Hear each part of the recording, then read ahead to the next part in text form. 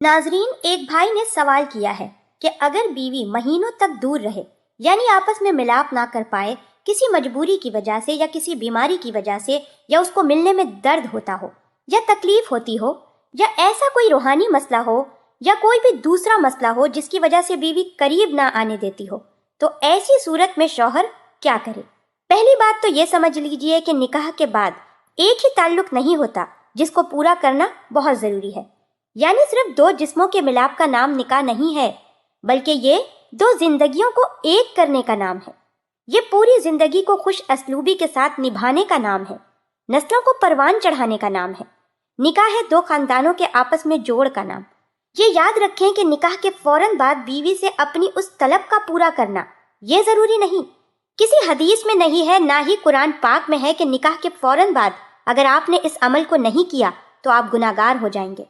ये बात याद रखें कि कभी कभार बीवी काफी कम उम्र होती है, जिसकी वजह कर उसे इस अमल तक आने में दुश्वारी महसूस होती है। उलमा ये कहते हैं कि बीवी को इस अमल पर रजामंद करने के लिए बीवी के साथ प्यार मोहब्बत की बातें करें, पहले उसे अपने करीब लाएं, ताकि जब आप इस अमल की तरफ आना चाहें तो वो परेशान ना हो, चिड़चिड़ी ना हो, आपसे नफरत ना करने लगे।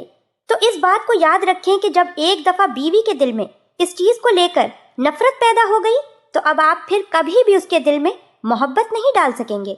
ये एक ऐसा अमल है जो फितरती तकाजे के मुताबिक है, यानी फितरी अमल है। अगर अल्लाह पाक ने ये चीज उसके अंदर कम रखी है तो मर्द को चाहिए कि अपने नफ्स पर काबू रखे और आहिस्ता आहिस्ता खुश असलूबी के साथ बीवी को उस अमल के करीब लेकर आए, ताकि निकाह का जो तकाजा है वो पूरा हो सके। निकाह के बाद सिर्फ इस बिना पे कि हम बिस्तरी नहीं हो रही तो इस तरह कई घर बर्बाद हो जाते हैं। क्यों? क्योंकि मर्द अपने आप पर काबू नहीं रख पाता, अपने नफ्स पर काबू नहीं रख पाता, जिसकी वजह से घर बर्बाद हो जाते हैं। उलमा ये कहते हैं कि अगर एक औरत आपको अपना आप नहीं दे रही, अगरचे ये निकाह के उसूल के मुताबिक नहीं है, निकाह के तकाजे के मुताबिक नहीं है, लेकिन ये याद रखें कि कभी मसाइल दूसरे भी हुआ करते हैं। जैसे जादू का मसला होता है, कहीं रूहानी मसला होता है, कहीं जन्नत का मसला होता है, कहीं मेडिकली मसला होता है। इन सारी चीजों को भी मद्देनजर रखा जाए, जबकि आजकल के जो मर्द हैं वो सिर्फ अपने नफ्स को ही मद्देनजर रखते हैं, ना कि इन सारे मसलों को। और जब इन सारे मसाइल से नजरें हटा ली जाती हैं तो घर भी बर्बाद होते हैं, तलाकें भी वजूद में आती हैं। ये याद रखें कि निकाह के बाद असल मकसद घरों को बसाना है, ना कि सिर्फ दो जिस्मों के मिलने का नाम निकाह है। याद रखें कि अगर बीवी निकाह के बाद इस मामले में खुशी खुशी आपके साथ कंट्रीब्यूट करे तो बहुत अच्छी बात है, क्योंकि निकाह के बाद अफजाइश नस्ल का दारो मदार सिर्फ इसी अमल पर है, ना कि किसी दूसरे अमल पर। हाँ, अगर आप हराम अमल से बचने के लिए अपनी बीवी को इस अमल के लिए रजामंद करना चाहें तो उल्मा के उसूलों के मुताबिक उसके पास जाएं, बीवी को पहले कोई अच्छा सा तोहफा पेश करें, फिर प्यार से उसे अपने करीब लाएं, उसके साथ खुश असलूबी वाला मामला करें, फिर उसको आहिस्ता आहिस्ता इस अमल की तरफ लाएं। अगर आप फौरन ही इस अमल को करने लगेंगे तो याद रखें इस तरह आप खुद को अपनी बीवी से दूर कर बैठेंगे। और अगर बीवी के दिल में एक दफा आपके लिए नफरत पैदा हो गई तो फिर वो कभी भी आपके पास नहीं आएगी, बल्कि उसे तो उस चीज से ही नफरत हो जाएगी। और जब उसे उस चीज से नफरत होना शुरू हो गई तो फिर आप उसके साथ सारी जिंदगी भी प्यार मोहब्बत से चलें, मोहब्बत से पेश आए, वो फिर भी आपसे मोहब्बत नहीं कर पाएगी। इसी तरह बीवियों को भी चाहिए, अगरचे वो कम उम्र है, लेकिन आजकल कोई ऐसी लड़की नहीं जिसे इन सब चीजों का पता ना हो, जिसे इन मामलात का पता ना हो।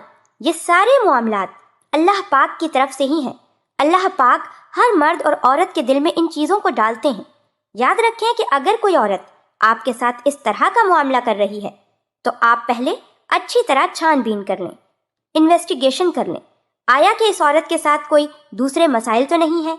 जो औरत खुद जानबूझकर ऐसा कर रही है, अगर जानकर कर रही है तो फिर आप उसके साथ डांट टपट करें, थोड़ी सख्ती से पेश आएं, ताकि वो औरत आपके साथ बच सके। आजकल की लड़कियां, आजकल की बहनें बेटियां बहुत ज्यादा इन सब चीजों में मुलव्विस हो चुकी हैं। इंटरनेट के गलत इस्तेमाल से अपनी जवानियां बर्बाद कर बैठी हैं।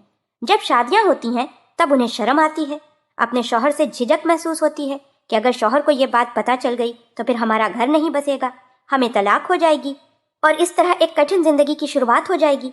ये याद रखें कि इन चीजों को भी खत्म करने के कई जराए हैं। आप इन असबाब को अपनाएं, आप इन चीजों को देखें, आप अपना इलाज करवाएं, تاکہ آپ کی جوانیاں دوبارہ لوٹ آئیں۔